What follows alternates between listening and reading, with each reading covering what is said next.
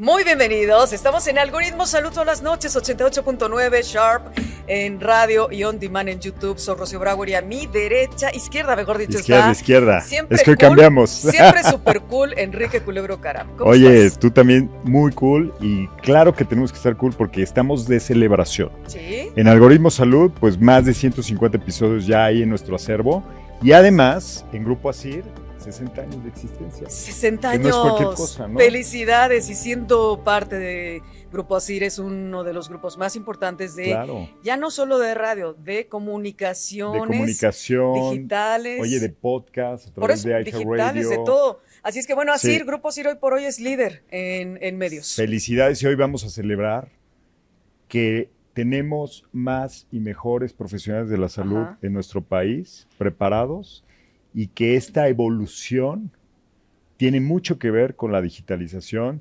de la comunicación, la llegada de Internet, de la inteligencia artificial y bueno, muchas otras tendencias. Una invitada extraordinaria, una gran doctora que ahora presentarás. En cuanto a la evolución de la enseñanza médica, hoy iniciamos con ese programa y celebramos con él, ¿no? Celebramos a lo grande en Algoritmo Salud. Empezamos ya. Algoritmo de salud. Un algoritmo. Sabes que estamos contigo siempre, Enrique Culebro Caram y Rocío Brauer. A lo largo de las últimas décadas, la enseñanza médica ha experimentado una transformación sin precedentes, gracias a los avances tecnológicos. Las aulas tradicionales han dado lugar a ambientes de aprendizaje interactivos, simulaciones virtuales y herramientas digitales que permiten un entrenamiento más práctico y efectivo para los profesionales de la salud. Este cambio no solamente impacta a los estudiantes, sino que redefine el futuro de la medicina. La medicina siempre ha sido una de las disciplinas más complejas y exigentes. Formar médicos y profesionales en salud requiere combinar conocimientos teóricos con habilidades prácticas, toma de decisiones bajo precisión y una capacidad de aprendizaje continuo. Sin embargo, los métodos tradicionales de enseñanza, como lecturas revisadas en papel, clases magistrales y observación de operaciones clínicas reales, ya no es suficiente para enfrentar los retos del siglo XXI, como el crecimiento demográfico, las enfermedades emergentes y el uso masivo de información. Es aquí donde la tecnología entra en juego, redefiniendo cómo y qué se enseña en las facultades de medicina.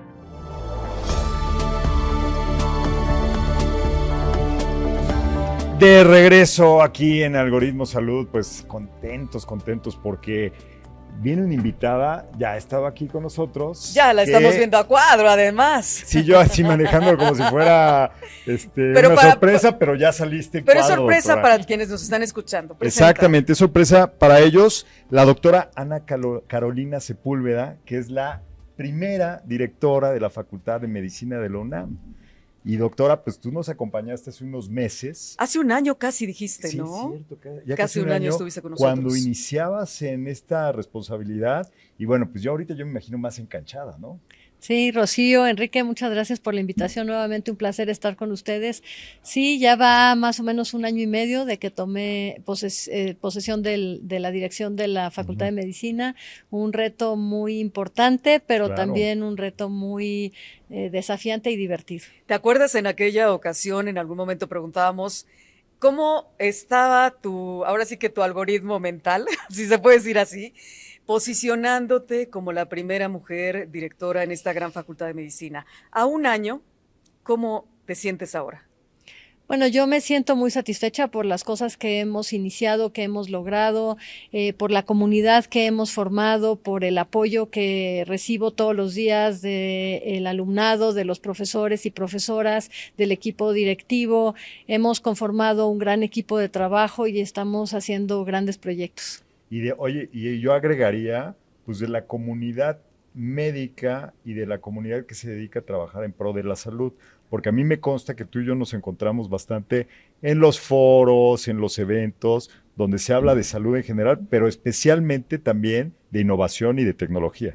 Sí, sin duda la vinculación con el sector es muy, muy importante. Tenemos vínculos con las instituciones de salud públicas, las privadas, con las de dispositivos médicos, con la industria farmacéutica incluso, con FunSalud, por supuesto, y con otras muchas asociaciones e instituciones que tienen que ver con la salud. Sí, yo te veo ahí muy involucrada y me da mucho gusto. Y me imagino que te felicitan muchísimo por, además de este rol que sin duda es enigmático y siempre tiene pues mucho que comentarse al respecto de dirigir la facultad, pues que ser la primera mujer que logra este hito. No, y además déjame decirte algo, Enrique, acaba de nombrar una subsecretaria también. O sea, también estás empoderando a mujeres. Es la secretaria académica, sí, desde hace un año también nos está acompañando en esa función, la doctora Gabriela Borrallo Sánchez, que sin duda un gran brazo derecho, creo que no pude haber elegido a mejor ayuda en la Secretaría General. Ella es una mujer cardióloga muy activa en temas de salud cardiovascular y prevención y tratamiento oportuno de infarto agudo del miocardio en México. Es una líder en su campo y sin duda una mano derecha inigualable. Ahora sí que al lado de una gran mujer hay otra gran mujer. Es pues uno de los dichos, un gran equipo. Que yo creo que tenemos también que platicar, porque estaba comentando antes de que empezara el programa con la doctora, de que la comunidad médica en el aspecto de digitalización tiene todavía su camino amplio por recorrer, ¿no? Por decirlo de una forma muy política. Todavía hay que comentar cómo el médico está entendiendo la transformación de su profesión gracias a la tecnología. Y de eso se va a tratar el episodio de hoy. Pero que además eso trae consigo que sea una comunidad especialmente tradicionalista, ¿no? Y eso significa que ciertas estructuras, ciertas percepciones, pues se han mantenido por décadas. Y ahora es momento de cambiarlas. Siglos, bueno, mira. Sí, estoy de acuerdo contigo que somos un gremio muy tradicionalista. Yo te diría que hay sus excepciones. O sea, tenemos la gran mayoría, sí, una visión muy tradicional de la salud, de la enfermedad y de cómo se enseña la medicina, pero sí hay un grupo disruptivo de personas que adoptan los cambios, sobre todo los tecnológicos, de manera más rápida. También está el tema de la incorporación por temas económicos, ¿no? En la práctica pública de la salud, ¿no? Y también eso yo creo que es un factor que ha hecho... Un incentivo, ¿no? Pues un factor que ha hecho que esto vaya lento, ¿no? Ah, ok. Más bien un desincentivo. Un desacelerador. En la práctica pública. Y por otro lado también el miedo a lo desconocido, el miedo al cambio, así lo he hecho siempre y me funciona y por qué voy a cambiar. Sí hay, yo creo que varios factores que influyen en que seamos reacios al cambio. Nada más por darte un ejemplo. Tiene más de un siglo que Flexner dijo cómo debían de ser los planes de estudio y a la fecha seguimos haciéndole caso, cuando el mundo en un siglo y 20 años ha cambiado enormemente. El mundo de ahora es completamente diferente. Y más en los últimos 20 años, ¿no? Ana Exactamente. Carolina, sobre todo, pero bueno, de alguna forma, toda la transformación que se está dando en lo digital y en la tecnología, no se diga. Yo siempre he dicho, la medicina siempre ha estado de la mano de la tecnología, que ahora son otro tipo de aceleradores digitales o transversales o que la inteligencia artificial vamos a ir viendo poco a poco, pero las aulas cada vez son más interactivas. ¿Es así? ¿O cuál es el reto más grande con el que ahorita estás luchando para que los futuros médicos y médicas sean también más doctos en la materia tecnológica? Pues los estudiantes cada vez vienen más tecnificados, digamos, ¿no? Nacieron con la tecnología y la viven todos los días y son muy usuarios de la tecnología. La pandemia fue otro factor que también nos ayudó a impulsar estos cambios tecnológicos en el aula que tú mencionas. Sin embargo, fíjate que ha sucedido algo muy chistoso. El regreso de la pandemia nos ha regresado a las prácticas previas y tanto los profesores como los estudiantes prefieren ese tipo de prácticas prepandémicas, ¿no? Por supuesto que hemos seguido usando aulas virtuales y recursos digitales, pero sí los estudiantes y los profesores en alto grado piden que las clases sean presenciales, prefieren la presencialidad. Entonces, es algo con lo que hemos estado trabajando para, pues, aprovechar al máximo los beneficios de ambas modalidades. Es que yo creo que ahí está la controversia, ¿no? ¿Dónde es el punto medio adecuado? Porque pues sí, cuando estábamos conectados todos los días, pues ya extrañábamos vernos. Pero también cuando nos conectamos, cuando estamos presencialmente en todo, de repente yo me pongo a pensar, caray, esto era más eficiente cuando desde mi casa yo me conectaba y atendía más reuniones, o en el caso de los médicos a lo mejor más clases, o veía algún recurso digital inmediatamente. ¿Dónde está ese punto justo medio, estamos doctora? tratando de encontrarlo. Justo, además, nadie lo ha encontrado, otro factor que tenemos en la facultad es la matrícula, que cada vez es más grande y ya no nos caben los alumnos en los salones. Cuéntanos, ¿ha crecido la matrícula? O sea, ¿más personas quieren estudiar medicina? Sí. Esa es una gran noticia, ¿eh? Cada vez tenemos más estudiantes que ingresan a primer año y que pasan de primer año a segundo año, que son los estudiantes que tenemos físicamente en la facultad. Algunos de tercero que vienen a tomar algunas clases, pero los de tercero ya empiezan a ir a los hospitales. Pero, por ejemplo, por decirte, en este ciclo que acabamos de cerrar teníamos 90 grupos de primer año. ¿Y cada grupo de cuántas personas? Como de 40, 45. Claro, y también, las aulas de la UNAM, yo recuerdo perfecto, en la Facultad de Ciencias Políticas, 45 cabíamos o más. Exacto. Claro. Y de segundo año también un poco menos de grupos, me parece que teníamos como 60, pero... ¿Deserciones entonces al primer año hay menores? Sí, en el primer año tenemos deserciones y más o menos se aprueban este año más o menos el 69% me parece que pasaron a segundo año. Y bueno, pues también tenemos alumnos que piden permiso para sentarse a lo mejor un año. Sí. Y a ver, una pregunta difícil, vamos a empezar con esas. La OCDE dice que México es de los países que tienen menos médicos por cada 1,000 habitantes. Creo que el promedio era de 2. ¿Tú ves una solución a eso a cuánto plazo? Porque hay que entrenar a un chorro de médicos. Y eso no es, obviamente, tema de la facultad de la UNAM, ¿no? Eso es de todo el sistema que da educación a los médicos. ¿Vamos por el camino correcto o cómo se puede resolver esa situación?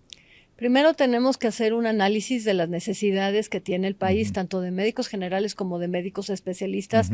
¿Qué número y qué tipo de médicos se requieren en qué regiones? Claro. Tenemos un problema de distribución de médicos. En las 3 ciudades más grandes de nuestro país tenemos una sobreoferta de médicos, claro. Pero en las áreas rurales o en las ciudades pequeñas hay poca oferta de servicios médicos especializados. Tampoco tenemos una cultura de laboral para el médico general. El sistema más bien se ha dedicado a absorber médicos especialistas y entonces la medicina general se vuelve un propedéutico para tener que estudiar una especialidad. Claro. Hemos estado trabajando un grupo importante con la secretaria Rosaura Ruiz y con el secretario Permíteme irnos al corte y nos sigues contando porque estuvo muy buena la respuesta. Así es. Regresamos. Hacemos una pausita en Algoritmo Salud.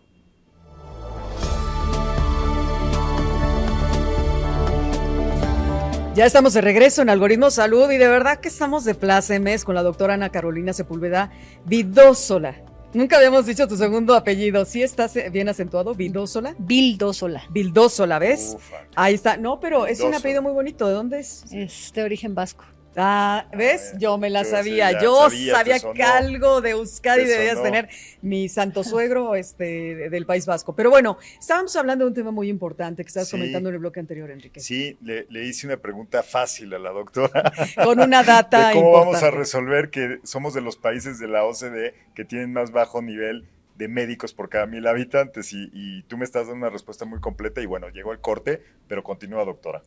Bueno, te decía que hemos conformado un grupo de trabajo con el secretario de Salud, el doctor David Kersenovich, y la secretaria de Ciencia, Tecnología, Humanidades, la doctora Rosaura Ruiz, y un grupo de personas que nos dedicamos a la educación médica. Está también personal de la DGCES, en fin, es un grupo importante donde hemos estado analizando justamente algunas de las problemáticas de la formación en educación médica, pero también de la distribución de los recursos humanos para la salud. Yo te diría que sí tenemos un déficit de especialistas. Te decía que hay una mala distribución de esos especialistas porque hay ciudades que tienen una tasa, digamos, muy alta respecto a la población, pero porque están concentrados en esa ciudad los especialistas, y hay otras áreas que tienen muy pocos especialistas. Pero si tú ves la relación médicos generales y médicos especialistas somos de los países que estamos a la izquierda del promedio de la OCDE, es decir, nuestro balance entre médicos generales y médicos especialistas es muy buena, y entonces debemos de aprender a aprovechar a los médicos generales. ¿Estamos en ese terreno parejo? Tantos médicos generales y especialistas están en números. Faltan especialistas. Los médicos generales no estamos tan Tenemos mal, una buena relación, una buena relación, digamos, de médicos generales con médicos especialistas. En este sentido, ¿cuál es, hablando precisamente de esta evolución en la enseñanza de la medicina y sobre todo en la facultad de la Universidad Nacional Autónoma de México, las habilidades prácticas que van adquiriendo los alumnos son de toda la vida, o sea, siempre han tenido estas habilidades, pero tú piensas ¿cuál tecnología o qué es lo que faltaría para que estas habilidades todavía se proyecten más, se potencialicen? Bueno, en la educación médica, y volviendo al tema de la incorporación de la tecnología en la educación, hace ratito hablábamos de las aulas virtuales, pero también hemos incorporado la simulación como una herramienta para que los estudiantes adquieran estas habilidades. La simulación es algo así como lo que hacen los pilotos cuando aprenden a volar un avión. Lo hacen en un simulador para no matar gente. Igual nosotros estamos aprendiendo algunas habilidades en estos simuladores para que la educación médica sea más segura. ¿Con realidades virtuales y aumentadas? Tenemos de muchos tipos, tenemos de baja fidelidad, de alta fidelidad, tenemos realidad aumentada, realidad virtual, tenemos ahora también ya el metaverso. Y estamos ocupando estas tecnologías en la enseñanza de la medicina. Eso ya sucede cotidianamente. Por ejemplo, sí. Yo ahora me entero que, por ejemplo, el primer año de medicina comienzan ya a trabajar en el cuerpo de una persona fallecida. ¿Es así? ¿Es tan temprano? ¿Y ahora lo podrían hacer ya de manera simulada? Lo hacemos de las dos formas. Algunas escuelas tienen práctica con cadáver, otras escuelas no lo tienen. La Facultad de Medicina de la UNAM todavía tiene prácticas con cadáver, pero también incorporamos esta simulación en la enseñanza de la anatomía. Usamos realidad aumentada, utilizamos unas planchas, no voy a decir la marca de las planchas, pero que tienen integrada justamente la plancha prácticas, es donde acuestas al cuerpo, ¿no? Al cadáver. Sí, pero estas no acuestas al cadáver, sino que te aparece la imagen, ¿no? Claro, entonces son como una pantalla. Como si fuera una pantalla. Como una pantalla, Ajá. Y a través de ahí se pueden hacer prácticas y se puede, utilizar justamente la tecnología para conocer el cuerpo humano sin tener que disecarlo. Nosotros sí disecamos cadáveres todavía, en algunas escuelas no lo hacen porque no tienen acceso a ellos. Oye, lo hacen en el primer año para que no le gustó ya mejor desde ahí que diga. A mí se me hacía muy pronto, como que se me hacía muy fuerte que en el primer año ya te. ¿Es por eso, doctora? Dime la verdad. Sí, es por eso, para que no parece que no tenga estómago, con permiso. No, tiene que ver. Sí, no, es que está muy denso. Tiene que ver con la seriación de las asignaturas y del aprendizaje y cuáles bases tienes que tener para poder pasar al siguiente etapa formativa, ¿no? Entonces, a lo largo de la historia se ha considerado que anatomía es una de las primeras asignaturas que uno tiene que cursar para poder tener las bases para otras asignaturas. En general son las asignaturas morfológicas, le llamamos, que incluye histología, embriología y anatomía, las que uno Así te vayas al campo de la investigación, tienes que pasar por ahí. Claro. Sí, si quieres cursar la carrera de médico cirujano, la mayor parte de las escuelas suponiendo que no le entres jamás a cirugías ni operaciones, solo investigación. Hay otros caminos. Hay otros caminos para estudiar investigación. Por ejemplo, yo les diría en la Facultad de Medicina tenemos la opción de la licenciatura de investigación biomédica básica, que esa no lleva anatomía, no lleva el camino de medicina. Es una licenciatura completamente distinta. Oye, qué interesante esa parte. Yo creo que un día nos vas a invitar, ¿no? Para que veamos esa plancha. ¿Tú quieres ver ese Sí, yo sí entro a... ¿Cómo se llama el lugar donde está el anfiteatro? Yo entro al anfiteatro y todo. ¿Has entrado alguna vez? No, pero por otras experiencias yo creo que sí tengo estómago. No, yo no. De hecho, te voy a confesar algo, doctora. Yo creo que a mí, como me formaron en la educación primaria y secundaria, me alejaron el mismo sistema, como que no me hizo entusiasmarme con las clases de química, de física, de anatomía, y como que inclusive hasta sentía que no podía, ¿no?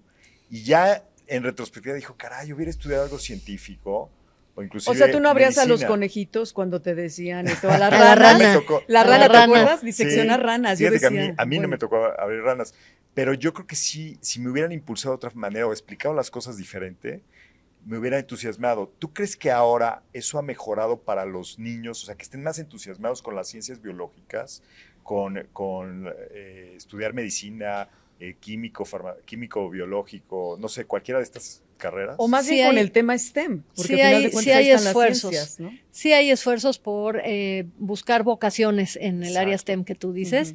Ujú. Tenemos actividades, nosotros en medicina organizamos actividades en el Palacio de Medicina, justamente los días que los niños no van a clases, les organizamos cosas en el Palacio de Medicina para que ellos vivan la ciencia, ¿no? Entonces, tienen un contacto cercano con el área de la medicina, pero otras facultades hacen lo mismo para el área de la ingeniería y para Claro. llamar a las vocaciones de los niños a estas Porque eso actividades. faltaba mucho. Oye, y en ese sentido, doctora, cuéntanos, sería el hueco, el gap que existe en la matrícula? O sea, ¿cuáles son las especialidades en donde menos médicos se deciden por ahí? Pues no tengo ahorita el dato exacto. ¿O donde hay más también? Bueno, la oferta de especialidades es muy, muy vasta. Y tenemos, por ejemplo, cuando yo estaba en mi posición anterior en el IMSS, teníamos una gran necesidad de urgenciólogos, de geriatras, teníamos una necesidad de neurocirujanos, había ciertas especialidades que tenían déficits importantes. Otras especialidades que son más populares y que en general siempre se llenan cuando Pediatría, se ¿no? ofertan. Por ejemplo. Internista, ginecología, Ginecología pediatra. Sí. cardiología, me imagino. Sí, porque ¿no? esas son las especialidades generalistas, Ujú. digamos, y de ahí se puede uno derivar a otras. Claro. Entonces, a medida que va habiendo más superespecialización, es que hay mayor déficit, ¿no? Porque ya son muchísimos años de formación. Por Para un supuesto. neurocirujano pediatra, si mal no recuerdo, eran como 15 o 16 años de formación. Entonces, Imagínate Wow. nada más. No. Tenemos que hacer otra pausa, Enrique. Y Pues, seguimos hablando con la doctora Con los Ana años que Carolina. llevamos ya iríamos como en el tercer año. Yo de pensé que se ibas a medicina. cantar. Con los años que nos Con quedan. los años que nos quedan, podemos hacer una especialización. Algoritmo salud, pues ya lleva 3 años. ¿Tú que traes Entonces, un doctorcito adentro? Sí. Puedes hacerlo. Yo Tengo no. un Yo doctorcito. siempre he sido dificilona con la tema de los cuerpos y así, a ver, y demás. No. Pero vamos a una pausa. Ok. No sé cómo averiguaste eso, pero bueno, luego nos cuenta Rocío Bravo su experiencia abriendo cuerpos. Adelante.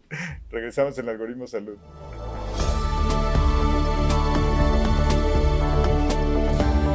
Regresando aquí a Algoritmo Salud, hablando de la evolución de la enseñanza médica. Ujú. ¿Y a poco no nos encanta siempre tener a nuestros amigos médicos aquí platicándonos, enseñándonos? ¿Cuánto hemos aprendido, Rocío? ¿A poco Muchísimo. no? Yo la verdad, sí te soy honesta, he aprendido mucho.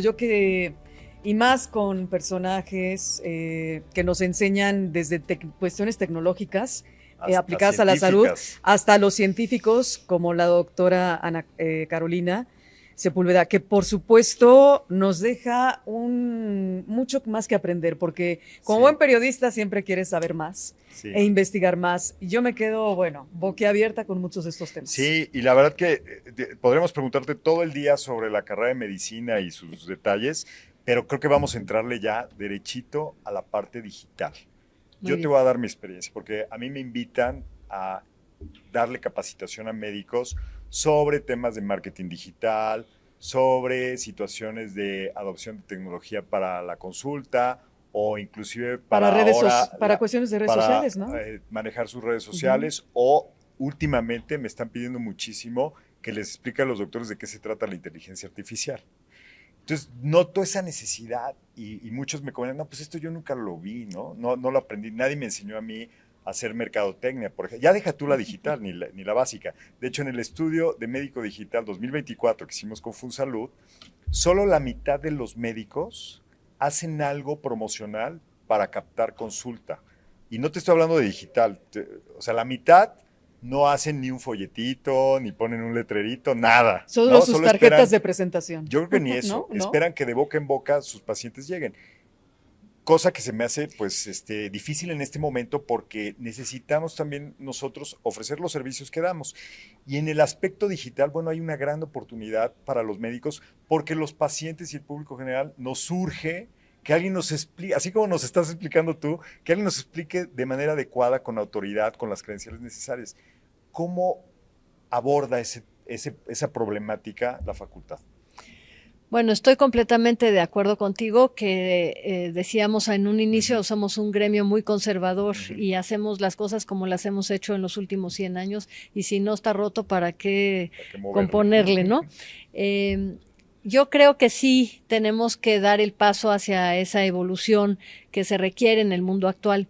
Y la Facultad de Medicina nos hemos estado dando a la tarea para poner esos temas sobre la mesa y empezar a hablar sobre esos temas y empezar a crear la conciencia de la necesidad del cambio. Claro. Ya tenemos una asignatura optativa que tiene que ver con salud digital, que tiene mucho éxito.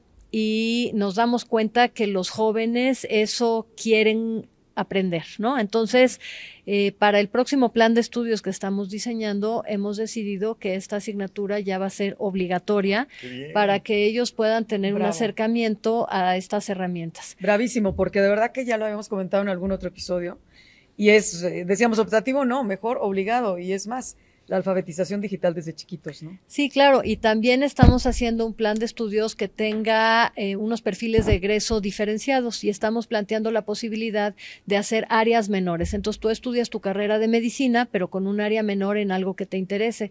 Y una de las áreas menores que vamos a ofrecer es salud digital, es decir, quienes tengan interés en salud digital podrán profundizar en esta área. Pero no se vuelan el primer año de trabajar con un cadáver. No.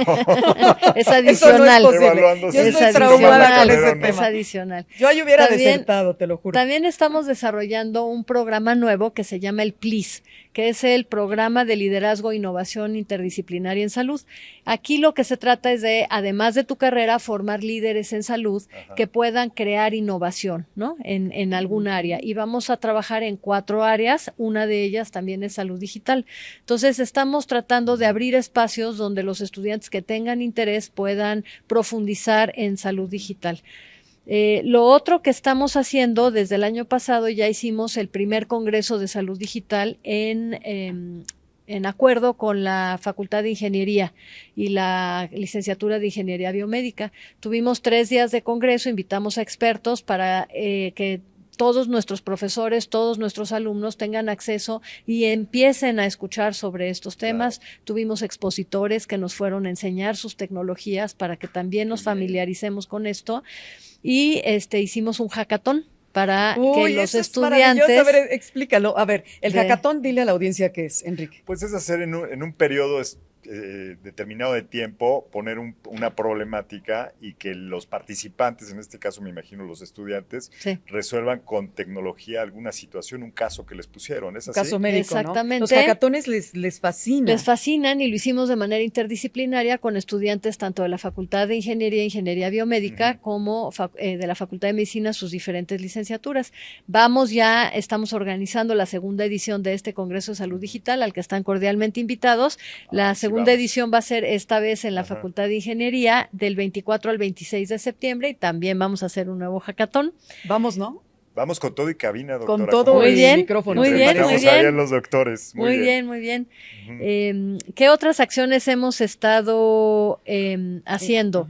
Hemos impulsado que los diferentes departamentos desarrollen herramientas que tienen que ver con salud digital. Tenemos un departamento que se llama Salud Digital y nos han ayudado al desarrollo de por ejemplo, plataformas que se apoyan en inteligencia artificial para facilitar los procesos administrativos o el diseño de un expediente electrónico para los servicios médicos que otorga la facultad, en fin. Oye, ¿te puedo detener el tema de inteligencia artificial? Sí, claro. Es que se me hace crucial. Y yo creo que, bueno, no es solo para los médicos, para todo el mundo eso está cambiando. Y yo la verdad siempre pienso, pobres universidades, escuelas, les están moviendo todo el plan, porque me imagino llega un estudiante y dice, doctora, ¿para qué me aprendo todos los huesos del cuerpo si aquí rápido le pregunto a mi amigo ChatGPT, ¿no? Y que ahí hay una controversia, ¿no? De cómo manejar este tipo de herramientas. ¿Cómo lo ha abordado la facultad? ¿Hay una política, una manera de poder usar estas herramientas de forma adecuada y que apoya pues, al diseño de cómo es el programa de estudios? Sí, estamos desarrollando lineamientos para el buen uso, el uso ético de la inteligencia artificial. No estamos divorciados de la idea de que nuestros estudiantes y nuestros profesores empiecen a utilizar la inteligencia artificial. Es más, yo he dado conferencias por todos lados sobre los beneficios que tiene el uso de la inteligencia artificial en la salud y en la educación. Claro. Y tenemos que empezar a incorporar estas herramientas que nos facilitan el trabajo y nos facilitan la administración de la educación también. Es que tendríamos que decirle a la audiencia, perdón que te interrumpa, que la inteligencia artificial no solamente es con el boom del famoso, la inteligencia artificial generativa no solo del eso, chat claro. GPT, Sora, el que quiera, Gemini, sino que desde antes, tiempo antes, por ejemplo, la facultad el Instituto de Biotecnologías y demás, ha implementado la inteligencia artificial para el estudio de muchísimas cosas, porque no nada más es la que te genera un texto, una imagen, es aquella que también implementas, como decías, con los simuladores de las realidades extendidas o mixtas y otras cosas más. Para la radiología, la imagenología, las pruebas de diagnóstico, ¿no? Ya se lleva usando desde hace bastante tiempo. Es correcto, y eso es lo que les tenemos que estar enseñando a nuestros estudiantes, aunque probablemente en los hospitales todavía no vean esas tecnologías, pero tenemos que prepararlos para la medicina del hoy y del futuro inmediato, ¿no?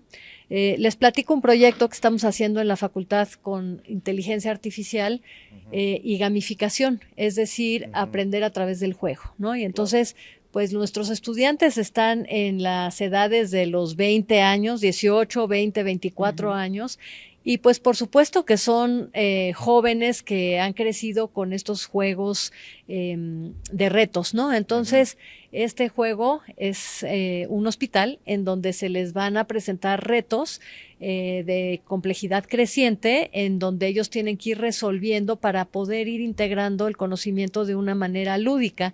Este hospital virtual está alimentado con inteligencia artificial y entonces tú puedes interrogar al paciente y el paciente te empieza a contestar de acuerdo a la programación que tiene y las guías de práctica clínica que existen en nuestro país. Entonces va a ser una herramienta muy útil y divertida para nuestros estudiantes para que aprendan jugando. Oye, ahí tendrán los famosos maniquíes como el Simman 3G. O la simulación en tercera dimensión también, ¿no? Exacto, lo estamos desarrollando en metaverso. Claro, te responde. Si tiene una sintomatología, haces preguntas como médico y comienzas también a hacer una auscultación igual, ¿no? De manera virtual. Sí, claro, esa es la ¿Y idea, la gamificación? Que sea una interacción lo más parecida a lo real posible. ¿Y la gamificación en dónde está implicada? O sea, ¿cuál es el...? En que van a competir entre ellos, a ver quién ha resuelto más retos, van a ganar premios, ¿no? Como el doctor del mes en el hospital y van a ir ganando trofeos y diferentes cosas. Algunos te van a decir, regálame décimas, puntos para mi próximo examen, por favor. Eso no se regala. Eso se gana. Exacto. Oye, pues nada más, es un chorro. Es increíble. Doctora, tienen un plan completísimo ya de digitalización y es nuevo, ¿no? Todo esto que nos estás presentando es la primera vez que hicieron, por ejemplo, el Congreso, ¿no? Y también, pues me imagino que todo esto está en desarrollo. Hay una apuesta tremenda para que la tecnología cambie totalmente la forma en que están formando a los médicos, entonces. Sí, estamos trabajando también muy de la mano con la Facultad de Ingeniería, la Licenciatura de Ingeniería Biomédica y con otras entidades de la UNAM que tienen interés. Otro proyecto muy importante en el que estamos trabajando es el desarrollo de un laboratorio nacional de dispositivos médicos para el diseño y la validación de estos dispositivos médicos que sean de creación mexicana para que no estemos consumiendo a altos costos lo que se genera en otros países y empezar a trabajar con varias entidades de la UNAM y fuera de la UNAM para crear este laboratorio nacional. Estamos trabajando en eso también. Qué increíble, está maravilloso. Y la divulgación científica a través de los canales digitales, ¿cómo se aborda? Porque yo veo a muchos médicos que en términos coloquiales quieren ser influencers, pero en términos más formales son divulgadores científicos. Claro, de alguna forma están llenando un vacío de información que no tenían estos pacientes y que estábamos desgraciadamente a lo mejor impactados por otro tipo de perfiles que no necesariamente tienen la educación o la buena intención. Divulgadores de con ayudarnos. cartas credenciales Sí. realmente, ¿no? Con fundamento. Sí, esto es bien importante para hacer llegar la información de una manera coloquial Sí. a los pacientes y poder contribuir en la educación para la salud. Eso es fundamental si queremos cambiar las tasas y los datos que tenemos hoy de las enfermedades crónico-degenerativas y los altos costos que esto implica para el sistema de salud. Tenemos que cambiar a un enfoque más de promoción de estilos de vida saludables y de prevención de la enfermedad, diagnóstico oportuno, y sin duda educar a la población es una de las estrategias fundamentales para lograr este cambio. Alejarnos de la mala información. Exacto, eso es lo que te iba a decir. muy Lo importante. importante es que estos influencers comuniquen información veraz y con sentido ético, Sí, ¿no? Luego, por ganar likes y por ganar Suscriptores, seguidores, ajá. a veces la información no es del todo científica. Entonces, yo te diría que sí, ahí también tenemos un área de oportunidad. Hay médicos muy serios que hacen esto de manera muy responsable, pero hay otros también que a veces malinforman a la población. Exacto, tienen lo que decíamos, que tengan sus cartas credenciales y que realmente estén en eso Sí, pero bien las acreditados. pueden tener la acreditación, la autoridad de los estudios. Su cédula y todo. Y sí, a lo mejor tú dices, híjole, es que este video cuando lo hago de este tema y meto esta controversia, le va re bien, pero no necesariamente es lo que está ayudando al paciente. A lo mejor lo están confundiendo más o están provocando automedicación, alguna cosa que no sea correcta. Lo ¿no? que yo sí he Hay que visto, guiarlos sí, bien. claro, pero lo que yo he visto muchísimo es cómo la forma de cómo te hablan, que eso es a lo mejor lo que le falta luego al médico en ciernes, es que es bastante, como digo, concisa, precisa y directa, coloquial. Y esos médicos que hablan a través de redes sociales están adquiriendo una expertise que les va a funcionar en el consultorio. Sí, También. claro, por supuesto. Es otra de las competencias que se supone que están en nuestro plan de estudios, no solo en el de nosotros, sino en el de todas las escuelas de medicina, la comunicación efectiva, que es muy, muy Claro. importante en la relación médico-paciente y que no necesariamente tenemos acciones claras sobre cómo estamos enseñando una comunicación efectiva en nuestros estudiantes. Y bueno, la principal causa de demanda a los médicos es justamente la falta de comunicación Esos malos efectiva. ¿De demandas ¿no? legales? De demandas legales Ok. y de quejas ante CONAMED. Entonces, sí, tenemos un área de oportunidad en eso de la comunicación efectiva. Estos médicos tiktokeros, por supuesto que adquieren estas habilidades, pero estas habilidades las tienen que tener todos los médicos Claro. porque es parte fundamental de una relación con un paciente. Hacemos otra pausita y detenemos un poco a la doctora. Vamos a futurear, pero ¿qué más doctora futurear Ana de Carolina- la que ya dio la doctora? Doctora Ana Carolina Sepúlveda Vildósola. Ahora sí lo dije bien. Eso.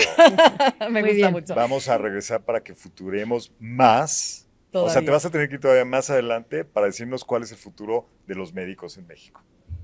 Algoritmo Salud.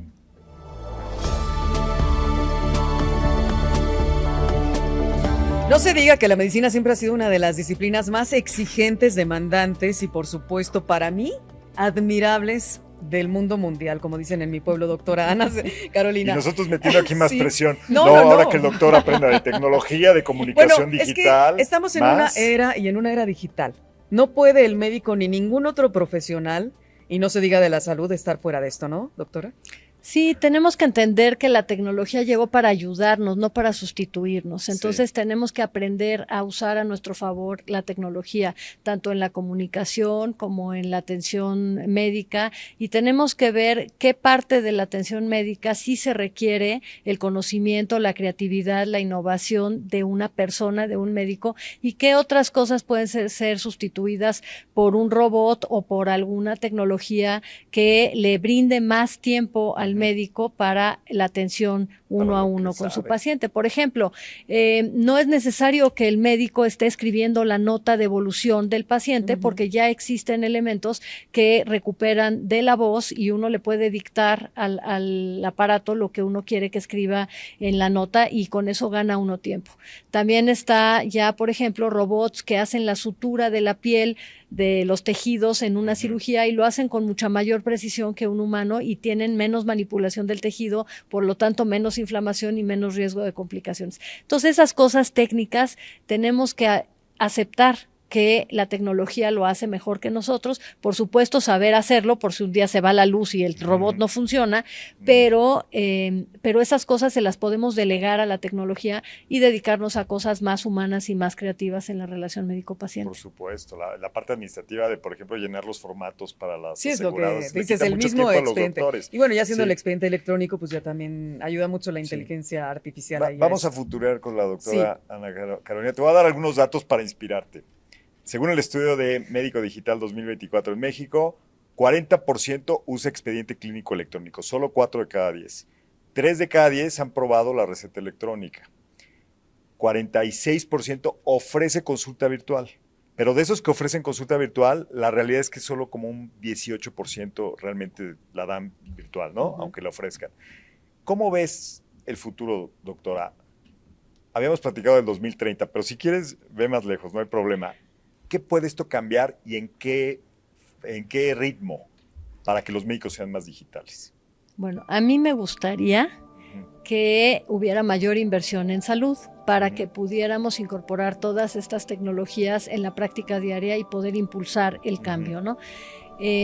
Yo me gustaría utilizar esta tecnología para mejorar el acceso a la salud y, por supuesto, cumplir el mandato constitucional del derecho a la salud de todos los mexicanos y las mexicanas. Podemos utilizar, por ejemplo, la telesalud, la teleconsulta como un recurso muy importante para ofrecer estas especialidades donde no las tenemos y brindar una atención de mayor calidad para toda la población, ¿no? Que está remota. Las poblaciones que están más alejadas. A mí me gustaría también que repensáramos el sistema de salud en el sentido de que no todo lo tiene que resolver el médico, sino que hay cosas que se pueden delegar al parte del equipo de salud, que la enfermera y el enfermero tienen un papel fundamental y que tienen que crecer esas profesiones en la atención sanitaria, entonces dar esta función ampliada al personal de enfermería, pero también crear otros perfiles como los técnicos en salud que existen en otros países y que realizan ciertas actividades que hoy día aquí en México le quitan tiempo al médico que pudieran, repito, utilizar en cosas más de profundas y más de innovación y de relación médico-paciente. Entonces yo veo en dos sentidos, una medicina más tecnificada para ayudar en la labor médica y una medicina más humanizada, más centrada en las personas, tanto en el paciente como en el propio personal de salud, como en los estudiantes que estudian medicina. Entonces, de alguna forma estaríamos pensando que a futuro las enseñanzas tradicionales podrán tener este upgrade, ¿no? Por si lo podemos decir de esa manera, este salto hacia mejor, hacia estar mejores, y que los alumnos podrán estudiar de manera más expedita y precisa, esos alumnos futuros médicos, para también en su práctica ser muchísimo más eficientes, ¿no? Sí, sin duda eso sería muy deseable. ¿Cuál otro objetivo, para cerrar brevemente en estos segundos, tiene ahora en este momento la Facultad de Medicina de la UNAM? Una de mis más grandes preocupaciones son los ambientes académicos, que no tienen que ver con tecnología, pero que la tecnología nos puede ayudar a llegar a todos esos estudiantes que hoy día están viviendo acoso laboral y ambientes académicos poco saludables. Tenemos un gran problema en violencias en la formación médica, y no solo de los profesores a los estudiantes o del personal de salud a los estudiantes, sino entre los propios residentes. Se ha vuelto una cultura del maltrato y nos tiene a todos muy preocupados, y yo creo que esa va a ser una de las principales cosas en las que me voy a concentrar en el próximo año. Pues mucho trabajo que hacer. Muchas gracias, doctora. Tus redes sociales, las de la facultad, lo que tú quieras compartir. Muchas gracias por la invitación. En X, antes Twitter, @AnaCSepúlveda_B, chica. Ana Caro Sepúlveda en Instagram y Ana Carolina Sepúlveda en Facebook. Ana Carolina Sepúlveda Vildósola. Gracias por estar con nosotros en Algoritmo Salud. Síganla, es una extraordinaria, una mujer ejemplo a seguir. Muchas gracias, Rocío Braver. Muchas gracias, doctora. Algoritmo Salud, nos vemos la próxima semana. Esto fue Algoritmo Salud, un espacio donde charlamos con especialistas y analizamos las tendencias, plataformas y tecnologías que están impactando la salud digital en México, con Rocío Brauer y Enrique Culebro Caram. Todos los jueves, de 9 a 10 de la noche, por 88.9 Noticias. Información que sirve.